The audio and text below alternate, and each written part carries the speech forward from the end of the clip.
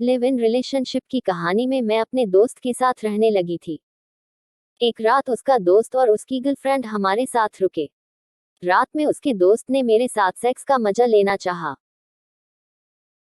Phrase, मेरा नाम अंशिका है।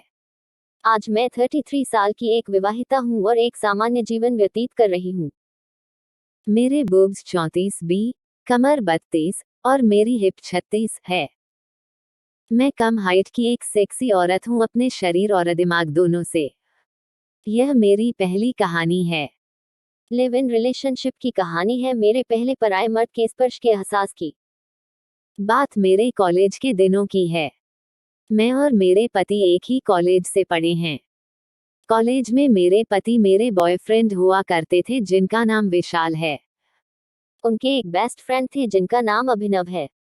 अभिनव बहुत ही स्मार्ट और हैंडसम थे। कॉलेज की काफी लड़कियां उन पर मरती थी। तब कॉलेज टाइम में भी, और उनकी एक हॉट सी गर्लफ्रेंड थी, गिरिजा नाम था उसका। कॉलेज खत्म हुए अभी कुछ टाइम ही बीता था और दिनों अपने होने वाले पतिदेव विशाल के साथ लिवने लगी थी। वह बहुत ही अमेजिंग टाइम था। नया नया रोमांस था और यंग एज में हम दोनों सेक्स की वजह से मानो उड़ रहे थे। उसी समय अभिनव भी अपनी गर्लफ्रेंड गिरिजा के साथ लिव इन रिलेशनशिप में रह रहे थे। गिरिजा लंबी कद काठी की सेक्सी सी लड़की थी। अभिनव और गिरिजा एक दूसरे के साथ परफेक्ट से लगते। चूंकि अभिनव और विशाल सेम कॉलेज से थे और अच्छे दोस्त थे, तो अब मेरी भी अभिनव से अच्छी दोस्ती हो गई थी और अभिनव की वजह से गिरिजा से भी। हम चारों काफी अच्छा टाइम स्पेंड करते थे एक साथ। मेरे हब्बी जब भी अपने ऑफिस में बिजी होते और कहीं जाना होता तो मैं अभिनव को बुला लेती थी। मुझे अपनी मोटरसाइकिल पे ले जाते थे। मुझे भी कोई प्रॉब्लम नहीं थी, और न मेरे तब के बॉयफ्रेंड, ना ही उनकी गर्लफ्रेंड गिरिजा को। हम सब काफी चिल करते थे और हमारी ट्यूनिंग जब की थी। हम तीनों की दोस्ती बहुत अच्छी थी और तीनों की दोस्ती की वजह से गिरिजा भी हमारे ग्रुप में शामिल थी। हम चारों अच्छा टाइम भी स्पेंड करते थे। अक्सर बाहर घूमने फिरने जाना, रेस्तरां, पार्क वगैरह साथ में घूमा फिरते थे। अक्सर एक दूसरे के घर मस्ती करते हुए इतने लेट हो जाते थे कि एक ही जगह रात भर के लिए रुक भी जाते थे। ऐसी ही एक अच्छी शाम हम चारों ने मेरे फ्लैट में बिताई और लेट नाइट तक ड्रिंक्स, बातें, गेम्स और मस्ती मजाक चलता रहा। हम सब एक ही एज और ग्रुप के थे, इसके चलते तक एडल्ट जोक्स और सेक्स के जुड़े हंसी मजाक भी होते रहते थे, जिसमें सब कंफर्टेबल भी होते थे और पार्ट भी लेते थे। कभी कभी तो बातें सारी लिमिट क्रॉस करने तक आ जाती थी, लेकिन तभी कोई भी टोक देता और फिर सब नॉर्मल हो जाता था। फिर जब सोने की बारी आती तो हम सब बेफिक्र होकर कोई भी कहीं भी सो जाता था। उस शाम भी यही सब हुआ। ढेर सारी बातें, ड्रिंक्स और नशे में कुछ डर्टी टॉक्स भी। गजब की रात थी वो। जब तक सब तल्ली न हो गए तब तक दारू और बातों का सिलसिला चलता रहा। फिर जब सोने का टाइम आया तो सब सोने के लिए मैं रेड बल बेंच पे ही लेट गए, जिसमें सबसे किनारे मेरे बॉयफ्रेंड विशाल, फिर मैं, मेरे बगल में अभिनव और उनके बगल में और दीवार से सटके गिरिजा लेती थी। इसमें कुछ भी अजीब नहीं था, ऐसा अक्सर होता रहता। हम सब नशे में थे और बेफिक्र होकर सो गए। शायद आधी रात रही होगी, किसी वजह से मेरी आंख खुली तो मैंने पाया किसी का हाथ मेरे बुब्स पर था। हालांकि मेरे बॉयफ्रेंड की यह नॉर्मल सी आदत थी कि मुझे प्यार से सहलाते हुए सो जाते थे और हम इसके आदी थे। लेकिन आज हम दोनों अकेले नहीं थी और मेरे लव को यह एहसास हमेशा रहता था और हम नॉर्मल रहते थे। फिर आज उनका हाथ मेरे स्तन पे होना मुझे थोड़ा अजीब सा लग रहा था।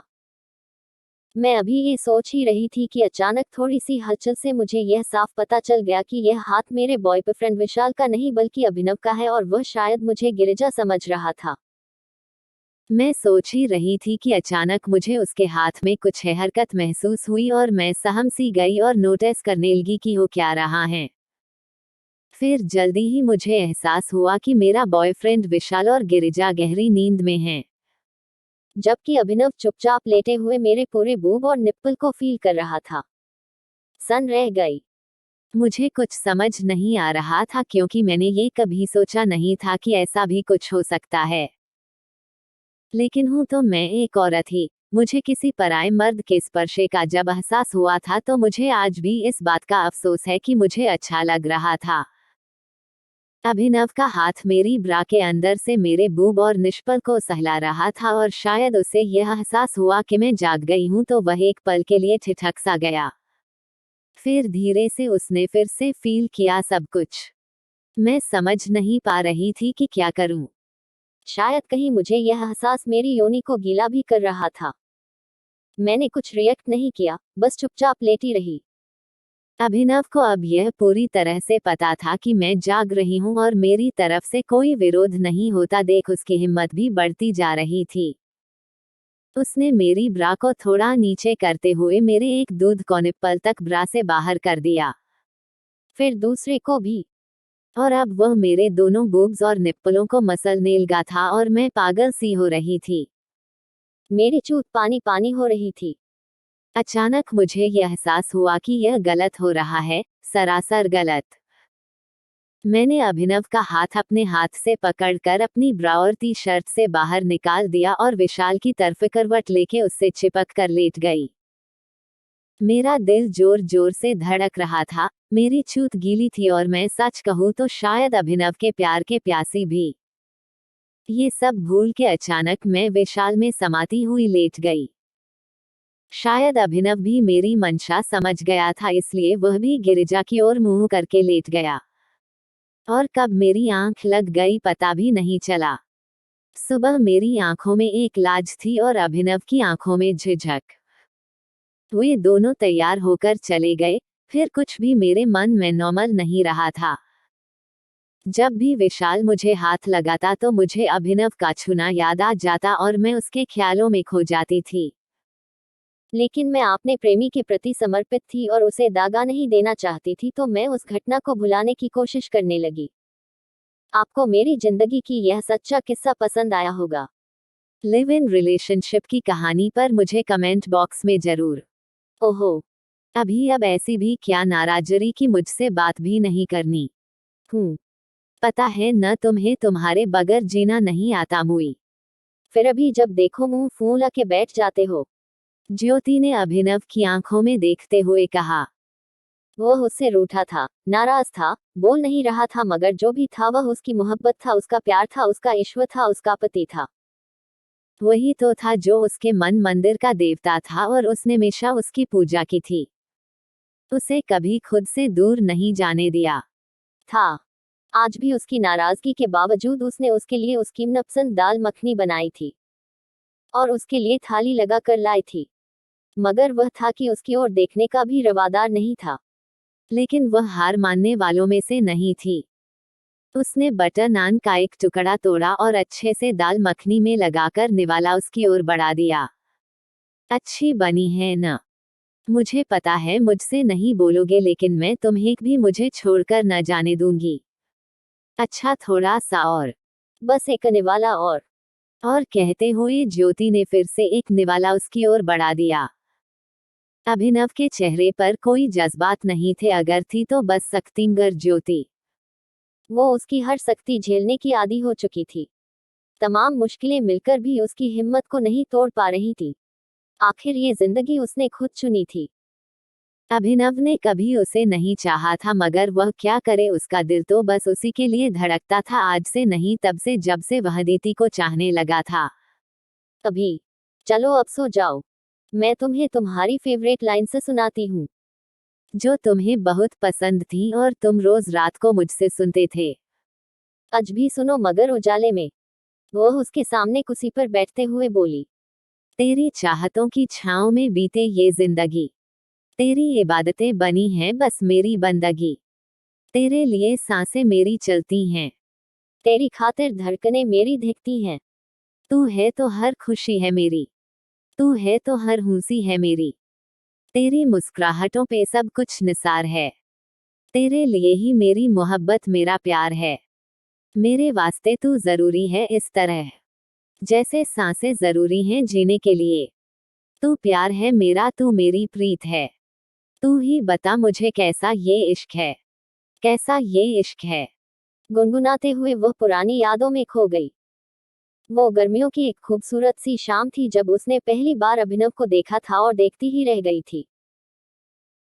सुंदरनगर एक पहाड़ी इलाका बिल्कुल अपने नाम की तरह ही खूबसूरत पहाड़ियों से घिरा हुआ, फूलों से सजा हुआ और खुशबुओं से महकता हुआ था। उसी सुंदरनगर के एक छोटे से एरिया में एक खूबसूरत सा घर था उनका, जहां वो दोनों बहनें अपने पापा के साथ रहती थीं। अदिति, नहीं। मना कर रही हूं न मैं। अदिति, तू ऐसे नहीं मानेगी। रुक जरा, अभी बताती हूँ तुझे। ज्योति ने भीगते हुए ही उसकी तरफ तेजी से बढ़कर उसके हाथ से पाइप छीन लिया। अदिति लॉन में पाइप लगाए हुए चारों ओर लगे गुलाब और चमेली और मोगरे के पौधों में पानी डाल रही थी और ज्योति वहीं साइड में पड़े झूले पर बैठी हुई किसी सोच में गुम थी कि अदिति ने उस पर पानी डाल दिया था। वह उससे बचने के लिए चिल्लाते हुए इधर उधर दौड़ने लगी, लेकिन अदिति खिलखिलाते हुए उसे भिगोती जा रही थी। ज्योति जब भीग गई तो उसने उसके हाथ से पाइप छीन लिया और नजारा बदल गया था। आगे आगे अदिति और उसके पीछे पाइप लेकर दौड़ती हुई ज्योति थी। नहीं, नहीं, दीदी, मेरी अच्छी दीदी। नहीं नहीं, अदिति भागते हुए बोल रही थी। और वह मेन गेट तक पहुंचकर रुक गई। नहीं, नहीं, दीद, मेरी अच्छी दीदी। नहीं नहीं। अदिति भागते हुए बोल रही थी। और वह मेन गेट तक पहुंचकर रुक गई। फिर करेगी? बोल, ज्योति ने हाँफते हुए पूछा। दीदी, हाँ करूंगी। और वह खिलखिलाकर हंस पड़ी। ज्योति ने गुस्से से पाइप उसकी तरफ किया, मगर वह तो पल भर में वहां से हट चुकी थी और सामने खड़ा नौजवान सर से पैर तक बुरी तरह भीग चुका था। Sorry, sorry. आप। ज्योति के मुंह से बोल नहीं निकल रहे थे। क्या बदतमीजी है ये। आपके यहाँ किसी का वेलकम इस तरह किया जाता है? इतनी भी अक्ल नहीं है आपको। वह उस पर बरस पड़ा था। मिस्टर, बिन बुलाए मेहमान का वेलकम नहीं करते हम। और तुम्हारी हिम्मत कैसे हुई मेरी बहन से इस तरीके से बात करने की? से सॉरी। अदिति उसके सामने खड़ी हुई थी। जबकि ज्योति तो बस उसे देखे जा रही थी। What? She should say sorry. मेरे सारे कपड़े खराब हो गए हैं, मिट्टी से भर चुके हैं। और वॉट द हेल। उसके बात पूरी करने से पहले ही अदिति ने एक बार फिर उसे पानी से नहला दिया था। लो, अब साफ हो गए। कौन है अदिति? किससे लड़ रही है? पापा अंदर से आते बोले। ज्योति और वो दोनों ने पलटकर पापा को देखा, जबकि पापा उस नौजवान को देखकर उसकी तरफ बढ़ गए थे। अरे अभिनव बेटा, ये क्या हुआ? पापा ये अंदर आते हुए गिर गए थे और गीली मिट्टी लग गई थी तो वो पानी से? अदिति ने सफाई देने की कोशिश की तो अभिनव ने उसे घूर कर देखा था। बेटा आपका सामान कहाँ है? उनके कहने पर उसने बाहर की तरफ देखा कि थैंक गॉड सामान नहीं भीगा था। तुमसे वो पहली मुलाकात मेरे दिल में बस गई थी अभी। लंबा कद, बिखरे बाल, चमकती आंखें, कमाल की पर्सनैलिटी। उफ। मैं तो तभी तुम पर अपना दिल हार चुकी थी। ज्योति ने अभिनव की तरफ देखते हुए कहा। मगर अभिनव ने तो जैसे सुना ही नहीं था और ज्योति वो तो उसके प्यार के सागर में डूबी हुई थी। पता है अभी पापा से जब पता चला कि तुम यहाँ नौकरी के लिए आए हो तो मैं कितनी खुश हो गई थी। मगर मैंने कभी अपने जज्बातों को चेहरे पर नहीं आने दिया। मेरे लिए इतना हक बहुत था कि तुम वहीं रहने वाले थे। पापा के दोस्त के रिश्तेदार थे तुम, तो तुम्हें हमारे यहाँ ही रहना था। हालांकि तुम इसके लिए बहुत मुश्किल से तैयार हुए थे, मगर मेरी खुशी का तो ठिकाना न रहा था। अब मैं जब चाहे तुम्हें देख सकती थी और नजरों से दिल में बसा सकती थी। वो बस मन में ही सोचती रही और अभिनव की आंखें उसे निहारती रहीं। वह तो यादों में पीछे जा पहुंची थी और फिर से हर याद को जीने लगी थी।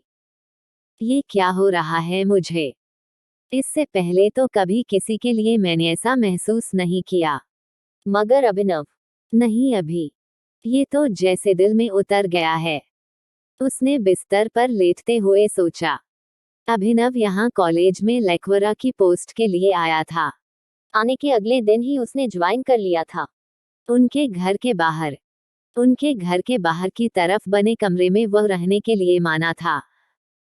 वह तो खाना भी साथ खाने के लिए मना करता था, मगर पापा ने कह दिया था कि खाना तो साथ ही खाना होगा। अदिति को उसके आने से कोई फर्क नहीं पड़ा था। वह दिन भर अपनी स्केचिंग और म्यूजिक में बिजी रहती थी। चुहलबाज अटखेलियां शरारतें उसकी पहचान थी। अभिनव को वो और उसको अभिनव एक आंख नहीं सुहाता था। उनका 36 का औकड़ा रहता था। इसके उलट ज्योति, जो हर काम में बहुत अच्छी थी, उसने अभी से आगे बढ़कर अपनी गलती की माफी मांग ली थी और उसे भी ज्योति अच्छी लगी थी। सीधी, सरल, शांत और खूबसूरत। खाना ज्योति ही बनाती थी। उसे पसंद था खाना बनाना। ज्योति गुलाबी चेहरे, बड़ी बड़ी ब्राउन आंखों और गोल्डन ब्राउन बालों वाली बहुत खूबसूरत लड़की थी, जबकि अदिति हल्की गंदुमी रंगत की, तीखे नैन नक्श और काली आंखों और काले बालों वाली खासी अट्रैक्टिव लड़की थी, मगर उसमें अल्हड़पन बहुत था। वहीं ज्योति सौम्य और कम बोलने वाली थी। ज्योति की रात की तन्हाई अब अभय के ख्यालों से आबाद होने का आगाज हो चुका था। इस वक्त भी उसके ख्यालों में वही था। हर लम्हा मेरी सोच में वो आने लगा है। क्या करूं, दिल मेरा उसे चाहने लगा है। दूर रहकर उससे जासी निकलती है। मेरी सांस में समाने लगा है। जाने क्या बात है, उसकी कुर्बत में हर लम्हा दिल उन्हें पास पाने लगा है। जादू भरी है जैसे शख्सियत उसकी, हम पर भी उसका जादू छाने लगा है। दूर रह के भी दिल के पास है मेरे, इतना क्यों वो मुझे भाने लगा है। हाय वो चौध सा चेहरा उसका, मुझको तो अपना बनाने लगा है। हमसे तो कोई रिश्ता नहीं उसका, पर ये दिल रिश्ते बनाने लगा है। वह मुस्कुराने लगी थी। क्या बात है दीदी, अकेले अकेले इतनी रात को मुस्कुरा रही हो? कोई मिल गया है क्या? अदिति ने उसे ऐसे मुस्कुराते देखकर छेड़ा। वो दोनों जुड़वा थीं। ज्योति उससे 5 मिनट ही बड़ी थी, मगर उस दीदी कहना बहुत पसंद था। उन दोनों को देखकर कोई नहीं कह सकता था कि वो दोनों जुड़वा बहनें हैं। जब वो 8 साल की थीं तब माँ एक एक्सीडेंट में चल बसी थी। पापा ने बड़े लाड प्यार से उन्हें पाला था। दोनों बहनों में प्यार भी बहुत था। एक दूसरे पर जान छिड़कती थी वो। क क्या क्या मतलब है तेरा? मतलब तो वही है दीदी, जो तू समझकर भी ना समझने की कोशिश कर रही है। सच बता, कौन है वो? वो उठकर बैठ गई थी। कोई नहीं है अदिति।